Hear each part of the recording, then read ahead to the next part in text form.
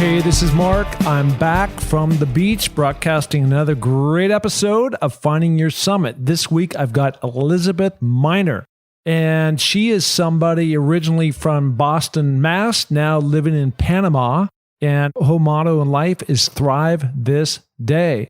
So we go through this whole journey of hers. When she grew up, she ended up getting pregnant at a very early age, had 2 kids, didn't have a college education, and literally needed to dig her way out of all this. So she did, and went on to work for Apple for many years. And for the last 6 years, she is now helping others build a happy, healthy, and thriving lifestyle. So that's what she does. So stay tuned for that. And as always, remember to go to my website, markpattisonnfl.com. And you can see the Instagram or Facebook social buttons that are there. You can find out what I'm doing. I am actually headed up to Denali next week. This broadcast will come after, hopefully, I take the top. It's extremely cold up there right now. So I'm hoping, fingers crossed, for better weather. And always, please go in, rate, review on iTunes. You can find that link again through my website, markpattisonnfl.com. And finally, this episode is brought to you by Violets Are Blue Skincare. Great story is Cynthia Bestman overcoming breast cancer and founding this organic skincare line. I use it. It works. All right. So on that note, let's go talk to Elizabeth.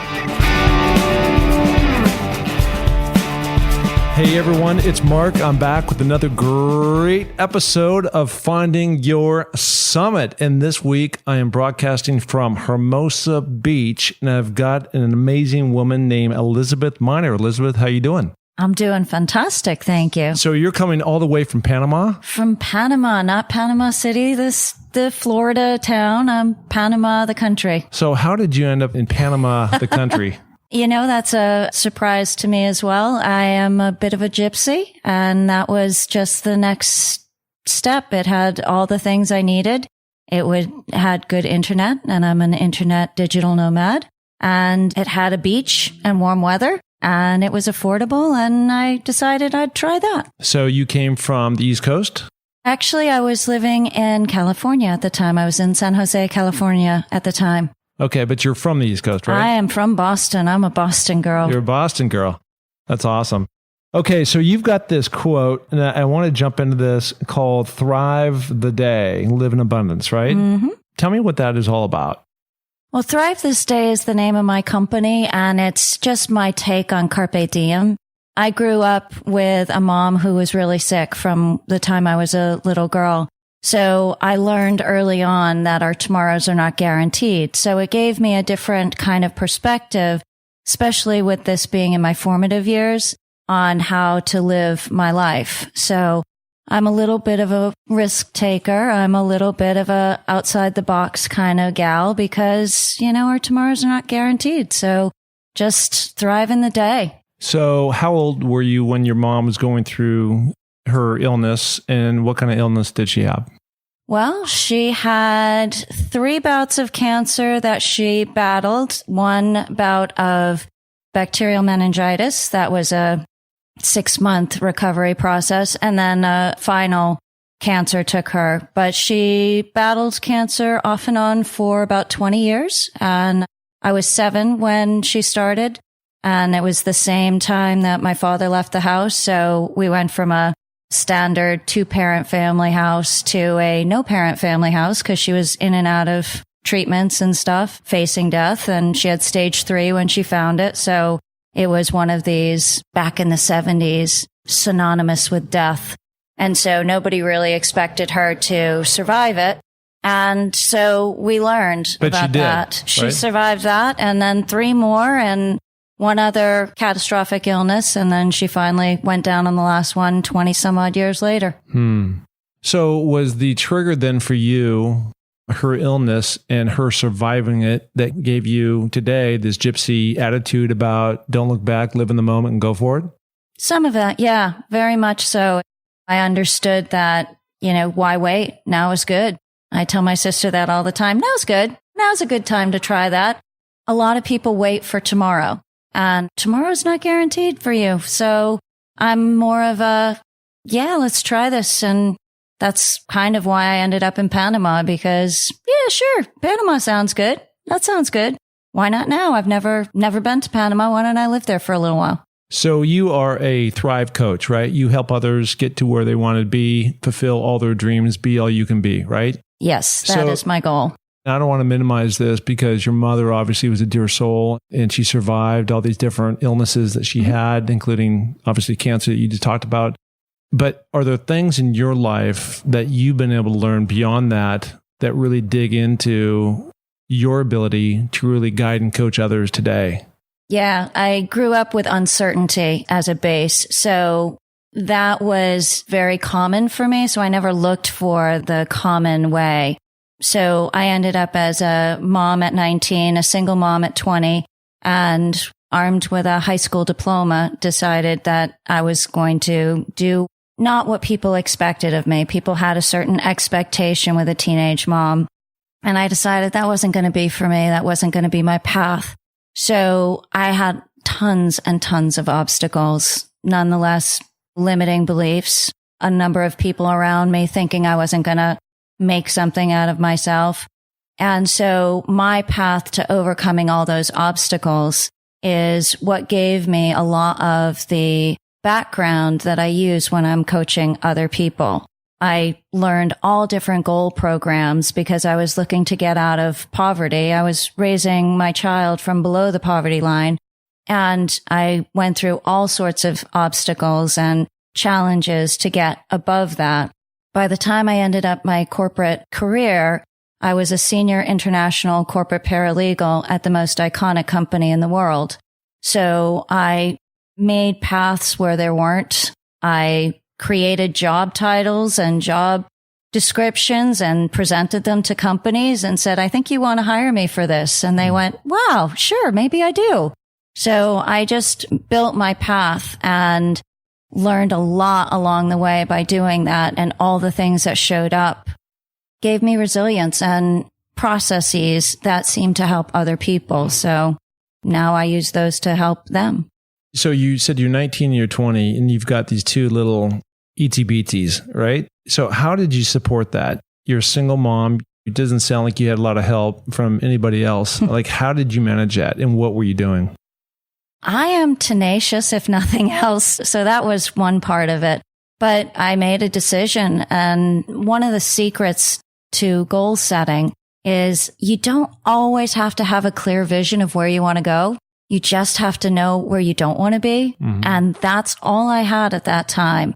And I moved around, and I've always worked most of my adult life. I've always worked at least 3 jobs and tried to just make ends meet and build and learn and grow and continue to add value. And I've been able to do that, built a career on that. And on the side, towards the end of my corporate career, started coaching other people to do the same. Yeah. So is there a moment where that really kicked in? So I know I'm sticking on when you're 19 and 20, but sometimes it just takes an event or something. So maybe you're clicking along for a couple of years and finally you're just fed up. You throw your hands up in the air and you go, you know what? I'm not doing this anymore. And you're going to figure out that path. You're going to set those goals. So did that happen for you? Or as this was happening, as you were having baby number 1, then baby number 2 at a young age, this is where it clicked in, just because there was so much that you had to take on all at one time and just pay the bills. Yeah. The baby number 1 was really my kick in the pants. And I probably wouldn't have been as tenacious for my own self, but certainly needing to support somebody else and having a daughter at that. I wanted to show her what was possible. And I'm a bit of a rebel. And the fact that everybody was betting against me was really motivating for me. So I just started to move through the path. There were various times where I had different obstacles that I would come up against and find a different way and learn a different goal setting. Like what? Oh, I finally got my big break. I got into corporate and I got in as a receptionist. And I had a high school diploma, as I said, no job skills. And I kept applying for more jobs because the reception job was my foot in the door. The HR department would kindly say, well, Elizabeth, you're just not qualified. Elizabeth, you don't have the skills. And I finally was doing enough side work in the company that somebody came by and needed a skill that I had. So I filled in for them. And then I did it one more time. And then they came by a third time and I said, oh, the company needs this and I have this skill. And there is no job that has it. So I drafted up a job description. I updated my resume with a focus towards that. And I walked up to the director of telecommunications and knocked on his door. And I said, I think you guys could benefit from this job. There is a value that could be added, and this is how it could be added. And I'm really the right candidate. So I'd like to apply for this job. A couple weeks later, I got a nice little promotion and a brand new job title was created for the company. So I have the stubbornness to not wait for the path to come to me. If there is not a way, I will make a way because I'm just not having where I'm at. So those types of things happened a couple of times in my life where I just couldn't find a way. So I created one. It sounds like you're totally relentless. I'm right? pretty tenacious. Yeah. Yeah, that's great. I'm sitting here at the house of Jim Mora Jr., my best friend. I remember when we were 23 years old, 22, 23, we were all playing football at the University of Washington. And he and I were graduating. And I was very fortunate to be drafted by the Raiders. And Jim had sent his resume out to all the 32 teams or so that were out there. And 31 of them sent letters back saying, no, thank you, except for one, San Diego Chargers. And so he went down and all he did is do the copies on the copier and grab the coffee and the water and everything else and ultimately wound his way up into the coaching profession. But when you have that can-do attitude, that relentless, that you'll do whatever it takes and stay there the longest and learn the most and create value for yourself within that organization, great things can happen. That's absolutely the truth. And I think that that's not been given enough credo in teaching people. I think also too, we were just talking before we went live here. My daughter graduated from USC yesterday, so it was a big moment, right? Yeah, congratulations, by the way. Yeah, thank you. Congratulations to her. I mean, it's just a huge accomplishment. But in this day and age of instant gratification, I know a lot of students with their iPhones and everything else, it's just now. If it doesn't happen, then it's just they move on and they're scatterbrained, and really having that real human connection, that one-on-one versus communicating through texting is stupid, right? I mean, it's crazy. My daughter graduated, and then Jim's daughter graduated in the School of Communications, Annenberg, and very prestigious and great. And the speaker was Oprah. Oh, fantastic. Yeah, it was amazing. It wasn't just fantastic, it was amazing. And one of the things she talked about is that all kids, her recommendation, she was giving her like her 9 tips of inspiration on what they can do. And they should sit on their phone right during dinner. It's at that point where you really start to communicate and go back and forth and have that moment with your family and others versus bing, bing, bing, bing, bing. So anyways, just kind of a sidetrack, but it's just interesting the way that we choose to communicate. And not that kids aren't relentless, because they are, but it's just a different way and more the instant gratification. And it sounds like, how many years did you have to go through to get to where you wanted, just that special position? 5, 6? Yeah, I have worked very hard for many, many years to get to each step of the way. Yeah. So how many years were you in that job? Geez, the first job, I was in there for 10 years and I did different positions throughout the company, constantly finding a different space to add value and get a little promotion here and a little promotion there. And that job was 10 years. I walked out of there starting as a receptionist and ending as a paralegal.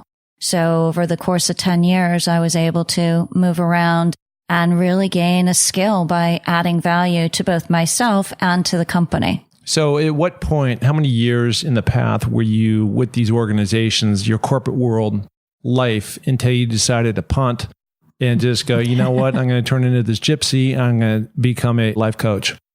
The life coaching started about 6, 7 years ago at this point, and that was being done alongside my corporate career for quite some time. And I always recommend to people who are starting businesses, don't quit your day job while you're doing this, build it on alongside. So I was doing those two things. I was in the corporate world for about 20 plus years, and I never fit in entirely, but I could play the game and I was really good at what I did. So it allowed me to raise my children, put them both through college, and get my financial goals met. And as soon as my financial goals had been met and I was looking at where I was in the corporate field, and I thought, I'm just not really thrilled about continuing down this road. And then I decided to take the leap. But again, I had been coaching for about 5 years at the time, and I had been doing that alongside building my business. It was growing. It was doing well. And I was able to then say, okay, I'm done with the corporate thing. I think I can make a go of this. So. And your kids are now what age? My daughter is 30 and my son is 25. Wow. I started young. Yeah, I was going to say you look young. So well, thank you. Yeah, no, it's great. So, all right, you're well on your way, and now you make the leap. Do you leap from Boston at the time, or do you leap from California? I was in California at the time, so I had already moved my business from Boston to California when I moved there, and I was working for 3 years in California. So I was curious if my Boston clients would follow me. And they ended up following me through video conferencing and such, so I could maintain my Boston clients. So when I moved to California, I then revamped my business out there, and I started to work with clients out in the California area. I also ended up working with a couple of shelters in the area, helping people move out of poverty into possibility. So I wanted to pay forward what I had learned. So were you donating your time? Because obviously they didn't have the funds to pay you. Yeah, I worked with shelters. Yeah. And so I did some donations, and then some shelters actually hired me to work with their clients as an add-on opportunity for their clients as they were moving out of poverty, so that they could get a really solid head start on actually staying out of poverty once they got out. So those were some of the things that I started to do while I was in California. And then I was able to take those clients with me when I left and moved to Panama. So I have clients now all around the world, in the Caribbean, in Canada, United States, Mexico. What is the number one problem that you see? People come to you because of what and why? Oh, limiting beliefs. Everybody tells themselves they can't do what they want to do. And I can imagine you might get that in what you're doing with all these summiting of these mountains, that Sure. What are you, crazy to think you can do this, right? People have a tendency to downplay what they're capable of, and they're quick to tell me all the reasons why they can't have what they want. And when we start to really explore those, they start to fall away, and they're like, oh, wow, maybe I can do this. And we start to build plans about where do you want to be? Where are you now? And let's build a plan to get you there. And that's been my favorite activity. So why do you think that is? Why do you think people have limiting beliefs? Oh, gosh, society is great help for that. And we oftentimes, I think, get downtrodden, especially those working in poverty, living in poverty. I often see these people who just assume this is their lot in life.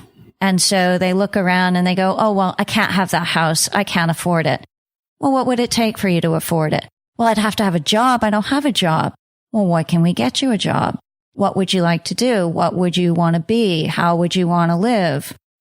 So we start to uncover really what they are afraid to dream for anymore, because they've been told they're second class. They've been told they can't have it. They're poor people, and they'll be poor people.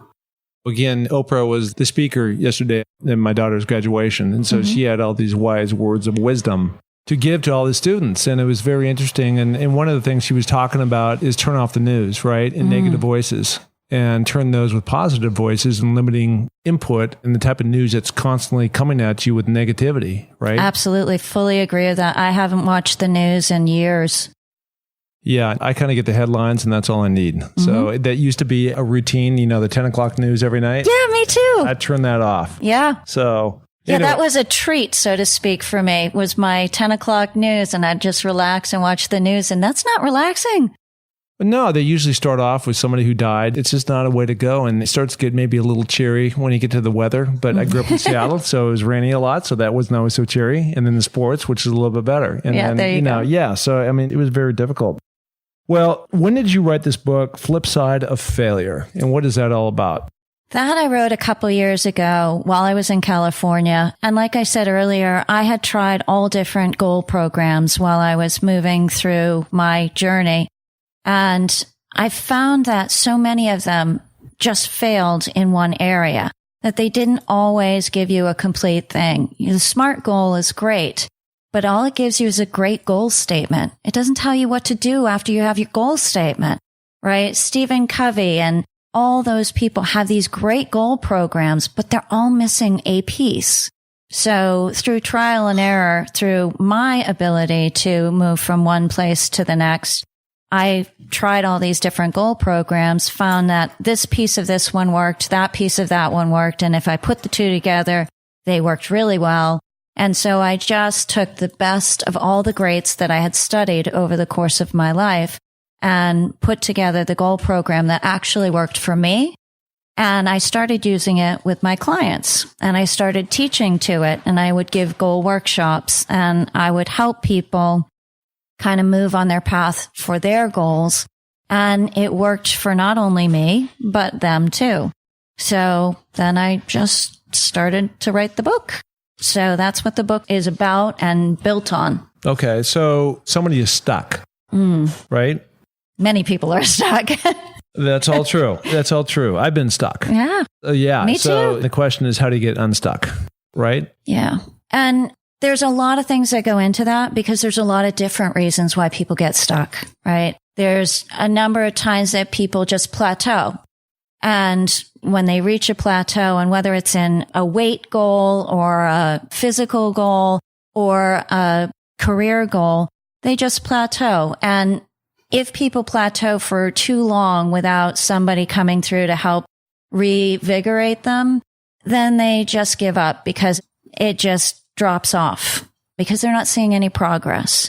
The other thing I see is people get stuck because they get overwhelmed with the height of their goal. I'm a big one for great, huge, audacious goals. I'm huge with that. I love that. But sometimes they're so big, people get really overwhelmed. And I don't know about you, but when I get overwhelmed, I shut down. I stop doing stuff. And most other people do as well. So it's a matter of helping them break that down a little further. And you eat an elephant one bite at a time, right? Yeah. You can get to the whole elephant, but it's only going to be one bite at a time. So it's helping them break these things down. I'm not one to say, make your goal smaller. Just make the steps smaller. So I work with that and drift. Drift is what happens a lot for people. And I can tell you that the goals that happen on December 31st, by January 7th, drift has happened. Yeah. Because they start off with this great idea and they forget to calculate in that they got the PTA meeting, they got junior soccer practice, they got all these other things that they thought they were going to go to the gym 1 hour a day, every day for a week, but they forgot they have life too. So, well, 1 day goes by and 2 days go by, and then just life goes in and you just go back to your patterns. So it's a matter of calculating in and planning properly to achieve your goals by taking into consideration your entire life. So one of the things I was really fortunate to have is this amazing college coach, right? And at the time when I went to the University of Washington, I didn't know, and I don't think anybody knew that this guy would turn out to be a Hall of Fame coach because it was too early in his career, right? And so we went to many Rose Bowls and national championships and all kinds of really amazing things. But one of the key things that he had done early on is he had taken John Wooden's Pyramid of Success. And essentially what that is 25 different blocks on team and individual goals, ultimately to get you to the pinnacle of whatever you're trying to achieve. And so this has really served me well in my life because when I went to the University of Washington as a young freshman, I didn't really have a clue what was going on, right? In terms of what it really took to be at that level. We're probably talking about apples and oranges in terms of some of your clientele, but it really gave me the foundation of when you start a business, and that it's just these micro steps that you were talking about, right? You got to bite, as you said, the elephant off one chunk at a time and really staying focused on the goal. Something that I do, I have right now that I put up on my bathroom. So every day I'll look at it because I'm looking at the mirror and I'm looking at it right next to it. And I call it my vision board. Yeah. And I've got 2 vision boards. I've got the written down goal of what I'm trying to accomplish right now with all these different things I have going on. And then on my refrigerator, I've got all these different visual images of things to constantly remind me of things that I've either accomplished already that I thought were pretty cool and things that I'm still trying to go get in front of me. And it's just that constant reminder. And then what are those daily things that I can do to get to that end goal has really served me well in a lot of things I've done. Absolutely. Absolutely. Those are very powerful tools. Yeah. And I think one of the things you mentioned again, and you called it something else, I'm forgetting, but basically it's just noise. And so when you have all that noise and all that junk going through your head, you just can't think, and you get, as your words, overwhelmed by life, right? And your brain, and you can't functionally process where to go next. And it's that classic, you're so far in the forest, you can't see the trees. Exactly. A lot of times these things come from clutter in your life that you need to clear out and to somehow or another get clear so that you can see forward. Sure, absolutely. And clarity is one of the biggest things. I oftentimes have clients do a perfect day exercise. And I do this with CEOs, and I do this with people moving out of poverty. And when I ask them in a session, what does your perfect day look like? I usually get a very blank look, and they don't really know. And I said, well, we're going to have a really difficult time getting you there if we have no idea what it looks like. And if you don't know, I can't help you. So let's start to look at what is it that you want in your life that you don't have right now, or maybe you do and you want to enhance it, or it's great and you want to protect it. So let's look at those things and start building your life around your values and your desires. So what would be the number one strategy, or do you have a bunch that you normally start off with? And you may have just said what it is, like what's your perfect day? And then you start there. Is that your starting point? That's oftentimes my starting point. I coach business clients and I do life coaching. And with a life coaching client, usually I start at the perfect day, because they'll come to me and they'll say they want to work on something. And when we really start to move into it, I realize that's not exactly what they're there for. They just couldn't put words around it. So we go back to the perfect day so we can start out and figure out what's that missing piece that they're looking for. They may come in and say, I just don't feel, I had somebody come in and she's like, I'm retired and I just don't feel like I'm doing it right. And I thought, well, that's rather odd. How do you not retire right?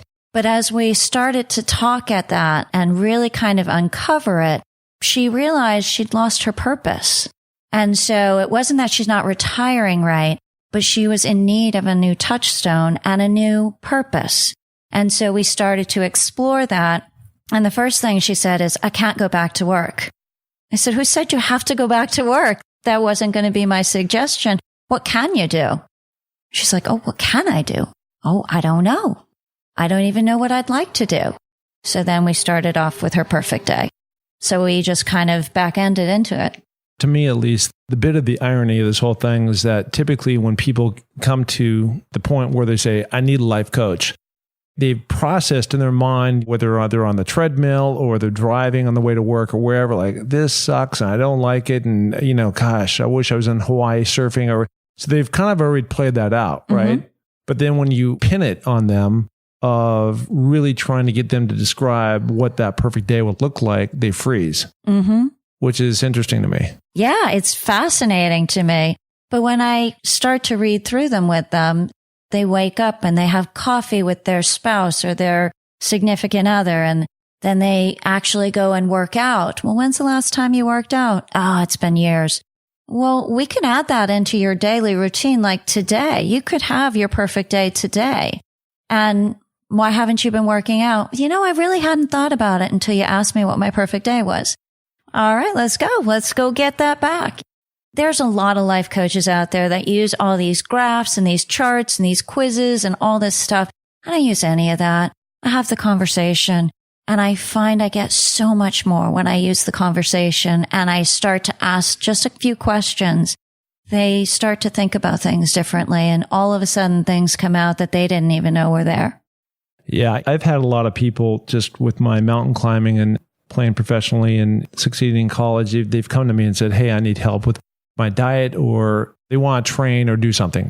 And you said something early in the conversation about people being in ruts and how difficult it is to get out of those. Again, I'm not clinical and I haven't taken classes on this. This is just my intuition, right? And maybe this is my intuition because this has affected me, which is it is far too easy to quit than to keep going if you don't start with a super strong why. And you said this perfectly. The reason why we have New Year's resolutions is because we make them and then we break them and then we make them again because you didn't do what you said you were going to do, right?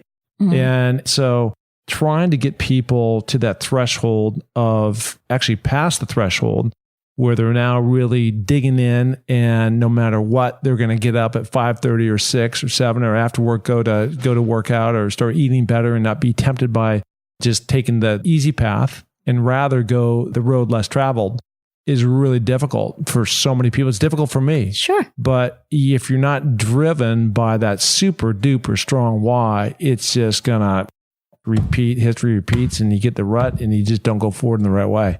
Well, and once you hit the rut and history repeats, you start to get down on yourself. I've had so many people say, goal coach, that's cute. Goals don't work. No, they do. They really do. Let's look at your process. And you're right. The why is super strong. So when somebody has done their perfect day, well, why is this important?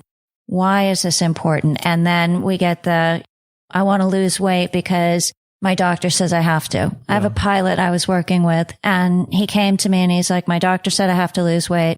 I was like, okay. He's like, so I'm going to have to eat rabbit food and you're going to have to get me running and blah, blah, blah. And I'm like, I don't got to do nothing, dude, by the way. And P.S. I said, so why do you got to lose weight? He's like, because the doctor said. I said, well, what's going to happen if you don't? He's like, the doctor said I'm going to die. I said, okay. And why is that important? He's like, duh, I don't want to die. I said, well, why not? And he's like, what do you mean, why not? And then we went down that road and he's like, I got things to do. What kind of things do you have to do? And we got down to some serious stuff. And he was like, oh, I said, do you think that's going to be more compelling for you to eat your rabbit food and choose an exercise routine that you will enjoy? You don't have to run because I run. You have to do something you're going to show up to do is what you need to do, right? So, but getting to that why, I had a baby at 19. That's a pretty darn compelling why to get my act into gear so that I can teach her this is how a productive member of society lives. This is what you do, and you show up for your responsibilities. Well, what a great role model, too, it is for you, for your daughters. You have 2 daughters or a son? A daughter and a son. Yeah, it's for your kids, right? That you've gone from where you were to where you are today, right? Really just thriving in life and teaching other people the strategies, and anybody doesn't have to be pinned down to their certain circumstance, right?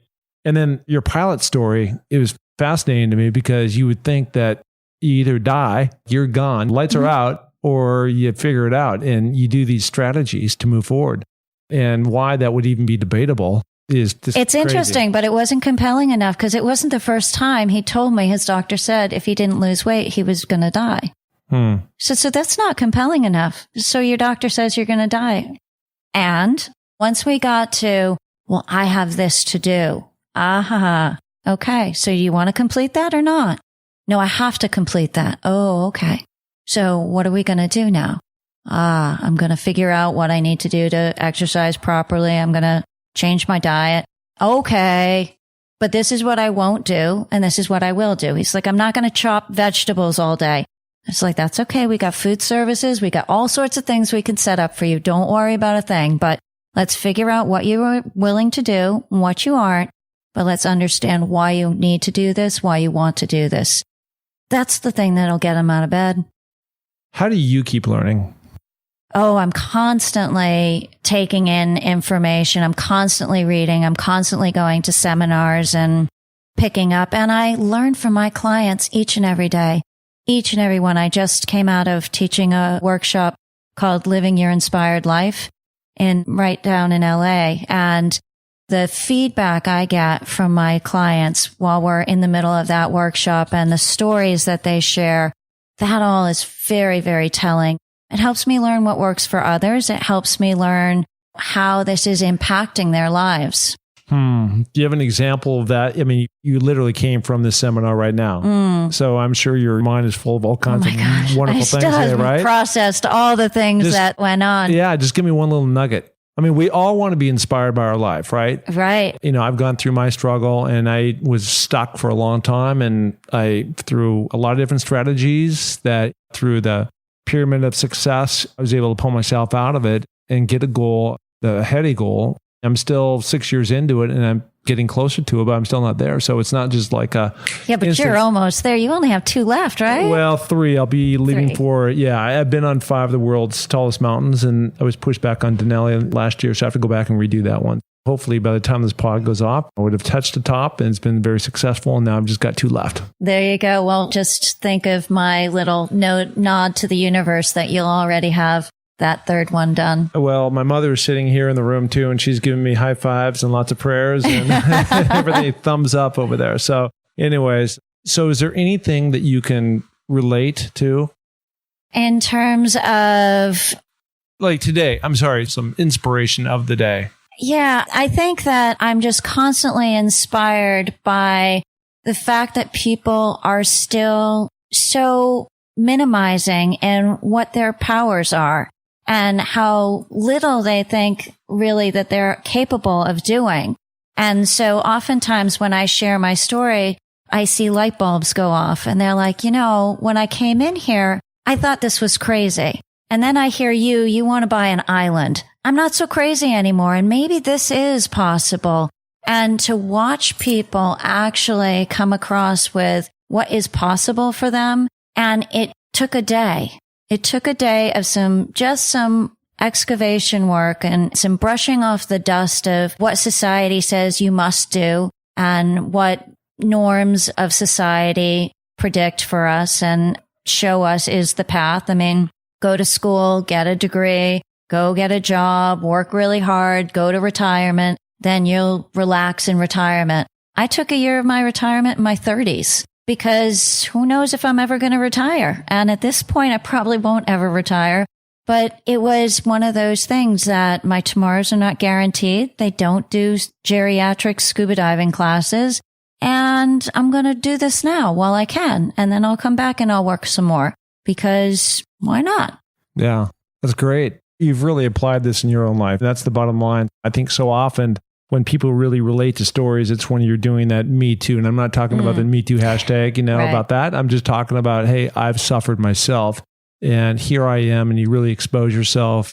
And more than anything is just you share your story like that and you open your heart up and people can really identify with that. And I think it serves as a much quicker path towards where you want to be in your own life, whatever that thing is.